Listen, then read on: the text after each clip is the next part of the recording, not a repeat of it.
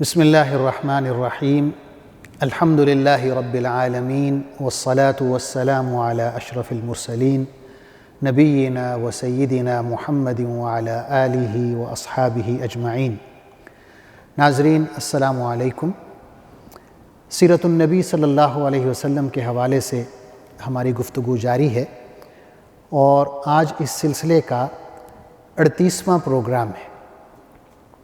پچھلے پروگرام میں عرض کر رہا تھا کہ صلح حدیبیہ کے بعد قریش کے 3 بڑے سردار حضرت خالد بن ولید رضی اللہ عنہ، حضرت عمرو بن عاص رضی اللہ عنہ اور حضرت عثمان بن طلحہ رضی اللہ عنہ، یہ تینوں مدینہ شریف آتے ہیں حضور صلی اللہ علیہ وسلم کی خدمت میں اور مسلمان ہو جاتے ہیں۔ آپ صلی اللہ علیہ وسلم اتنا خوش ہوتے ہیں کہ فرماتے ہیں کہ آج مکہ نے اپنے جگر کے ٹکڑے ہمارے حوالے کر دیے۔ اور پھر یہ جو صلح ہے حدیبیہ کے مقام پہ جو ہوئی، امن کا معاہدہ، جنگ بندی کا معاہدہ، اور 10 سال کے لیے ہے، اس سے مسلمانوں کو جو سب سے بڑا فائدہ ہوتا ہے وہ یہ ہوتا ہے کہ امن و امان کی صورتحال میسر ہوتی ہے اور دین کی دعوت دینے کا موقع ملتا ہے۔ حضور اکرم صلی اللہ علیہ وسلم اس وقت کے جو معروف ممالک تھے، سلطنتیں تھیں، حکومتیں تھیں، ان کے سربراہان کو دین کی دعوت دینے کے لیے خطوط لکھنے کا ارادہ فرماتے ہیں۔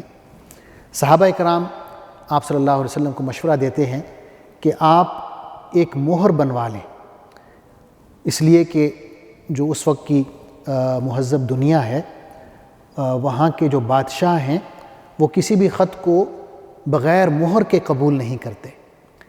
تو حضور صلی اللہ علیہ وسلم نے چاندی کی ایک انگوٹھی بنوائی جس کے اوپر محمد الرسول اللہ لکھا ہوا تھا، سب سے نیچے محمد، اس کے اوپر رسول اور سب سے اوپر اللہ۔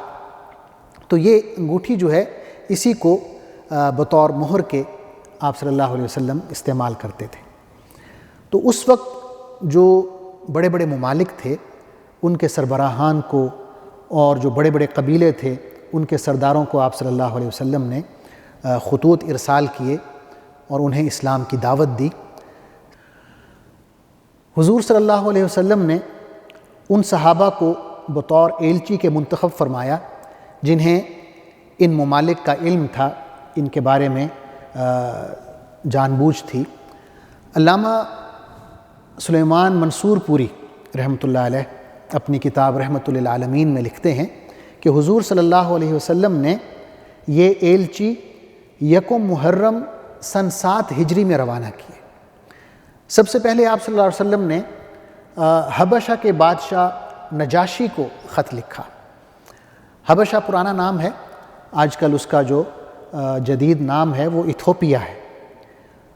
نجاشی کا اصل نام اصحمہ تھا، لیکن وہاں کے بادشاہ کو نجاشی کہا جاتا تھا، جیسے مصر کے بادشاہ کو کافی عرصے تک فرعون کہا جاتا تھا۔ مشہور محقق ڈاکٹر محمد حمید اللہ رحمۃ اللہ علیہ نے اپنی کتاب رسول اللہ صلی اللہ علیہ وسلم کی سیاسی زندگی، اس کتاب میں انہوں نے اس خط کا مکمل متن لکھا ہے کہ آپ صلی اللہ علیہ وسلم نے نجاشی کو جو خط لکھا اس کا متن یہ تھا: بسم اللہ الرحمن الرحیم، اللہ کے رسول محمد کی طرف سے حبشہ کے بادشاہ نجاشی کی طرف، سلام ہو اس پر جو ہدایت کی پیروی کرے۔ میں آپ کے سامنے اللہ کی حمد بیان کرتا ہوں، وہ معبود جس کے سوا کوئی عبادت کے لائق نہیں۔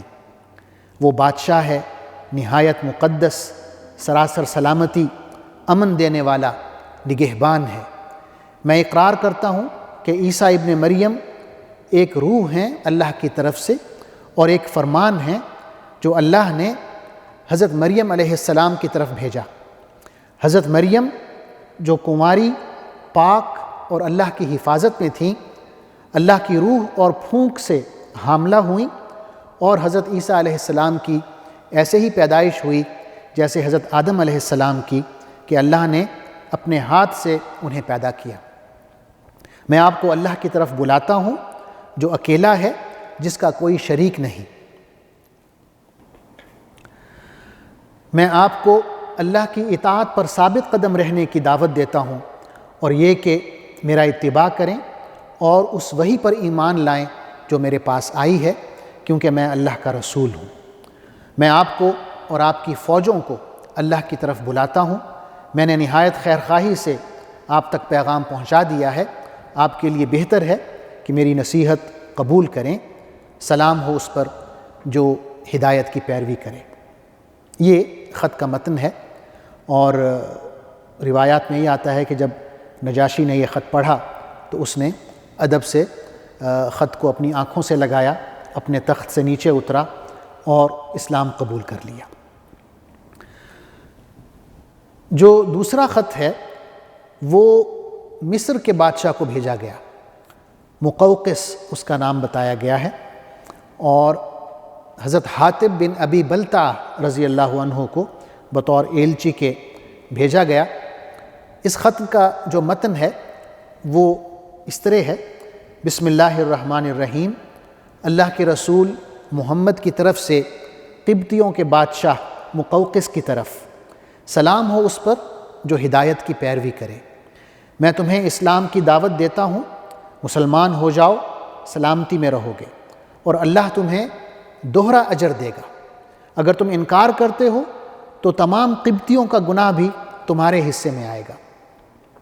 پھر آپ صلی اللہ علیہ وسلم نے ایک آیت لکھی: یا اہل الکتاب تعالوا الی کلمۃ سواء بیننا وبینکم الا نعبد الا اللہ ولا نشرک بہ شیئا ولا یتخذ بعضنا بعضا اربابا من دون اللہ فإن تولوا فقولوا اشہدوا بأننا مسلمون، کہ اے اہل کتاب، آؤ ایک ایسی بات کی طرف جو ہمارے اور تمہارے درمیان یکساں ہے، یہ کہ ہم اللہ کے سوا کسی کی بندگی نہ کریں، اس کے ساتھ کسی کو شریک نہ ٹھہرائیں، اور ہم میں سے کوئی اللہ کے سوا کسی کو اپنا رب نہ بنا لے۔ اس دعوت کو قبول کرنے سے اگر وہ منہ موڑیں تو صاف کہہ دو کہ گواہ رہو کہ ہم صرف خدا کی بندگی اور اطاعت کرنے والے یعنی مسلمان ہیں۔ حضرت حاتب رضی اللہ عنہ یہ خط لے کر مصر کے بادشاہ مقوقس کے پاس جاتے ہیں، اور اس سے یوں کہتے ہیں کہ اس ملک میں یعنی مصر میں آپ سے پہلے بھی ایک بادشاہ گزرا ہے، فرعون کی طرف اشارہ، کہ جس نے خدائی کا دعویٰ کیا اور اللہ نے اسے دنیا و آخرت کے بدترین عذاب میں مبتلا کر دیا۔ تو بہتر ہے کہ آپ دوسروں سے عبرت حاصل کریں قبل اس کے کہ دوسرے آپ سے عبرت حاصل کریں۔ تو مقوقس نے کہا کہ ہمارا اپنا ایک دین ہے، اور ہم اپنا دین تبھی چھوڑیں گے جب ہمیں یقین ہو کہ جس دین کے لیے ہم اپنا دین چھوڑ رہے ہیں وہ دین زیادہ بہتر ہے۔ اس نے کچھ وقت مانگا، اور اس کے بعد اس نے حضور اکرم صلی اللہ علیہ وسلم کو اس خط کا جواب دیا، جس میں یہ تھا کہ آپ کا ایلچی میری طرف آیا ہے، اور میں نے اس کا احترام کیا ہے، اس کی عزت کی ہے، اور مجھے معلوم تھا کہ یہ جو زمانہ ہے یہ آخری نبی کے آنے کا زمانہ ہے، لیکن میں یہ گمان کرتا تھا کہ یہ جو آخری نبی ہیں یہ ملک شام سے آئیں گے۔ یعنی وہ یہ کہنا چاہ رہے ہیں کہ مجھے یہ معلوم نہیں تھا کہ وہ عرب سے آئیں گے۔ اور پھر وہ یہ کہتا ہے کہ میں نے آپ کے لیے کچھ تحفے بھیجے ہیں، 2 کنیزیں بھیجی ہیں، کپڑے بھیجے ہیں، اور ایک خچر بھیجا ہے آپ کے لیے۔ لیکن اس خط میں اس نے اسلام قبول کرنے کا یا نہ قبول کرنے کا کوئی ذکر نہیں کیا۔ تو آپ صلی اللہ علیہ وسلم نے وہ تحائف قبول کیے۔ جو 2 کنیزیں بھیجیں ان میں ایک کا نام ماریہ ہے اور دوسری کا نام سیرین ہے۔ حضرت ماریہ کو آپ صلی اللہ علیہ وسلم نے خود رکھا، اور حضرت سیرین کو صحابی رسول حسان بن ثابت رضی اللہ عنہ کے حوالے کر دیا۔ یہ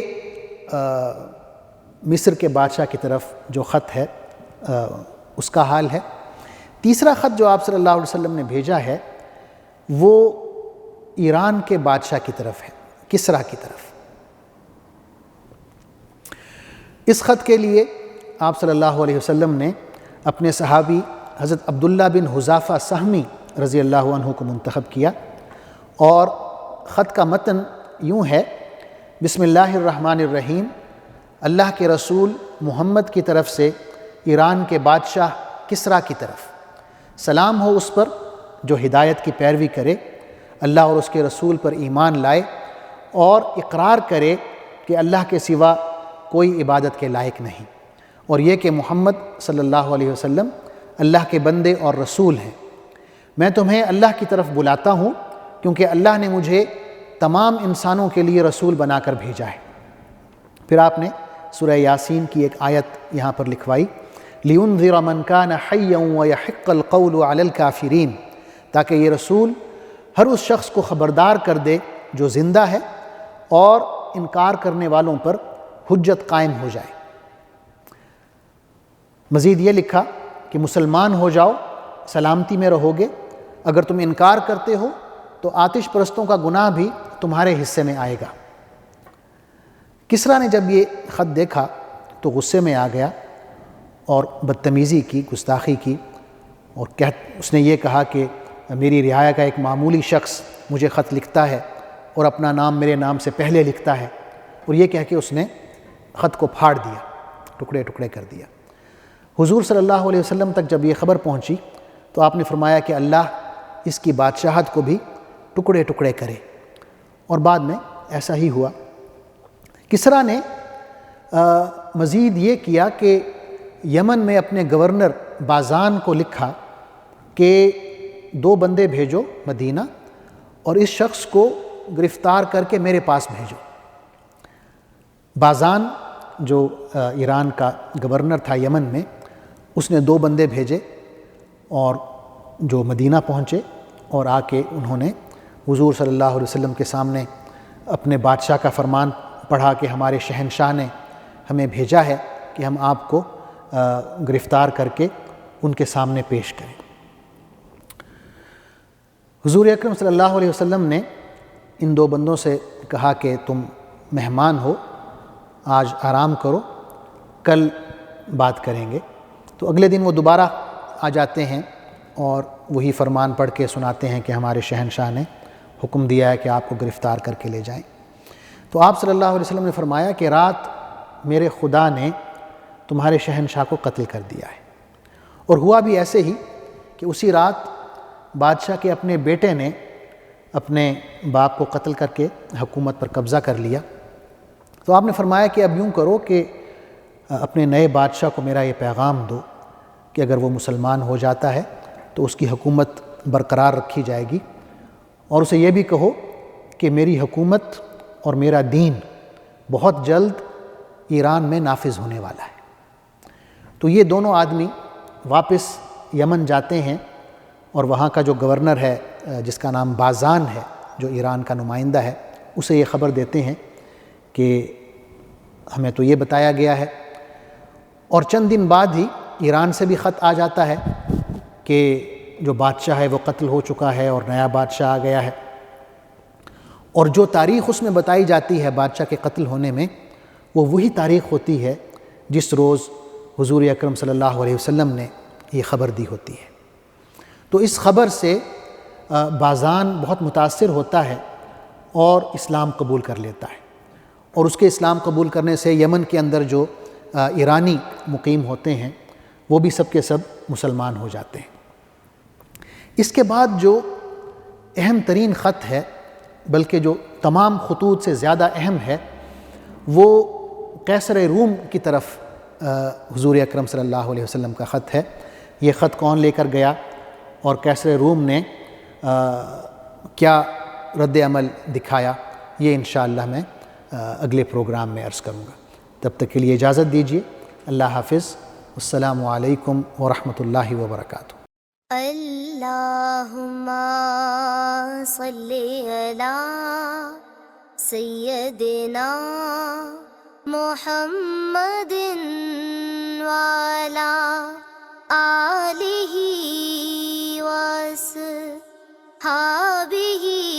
وسلم۔ اللہم صلی علی سیدنا محمد وعلی آلہ وصحبہ وسلم۔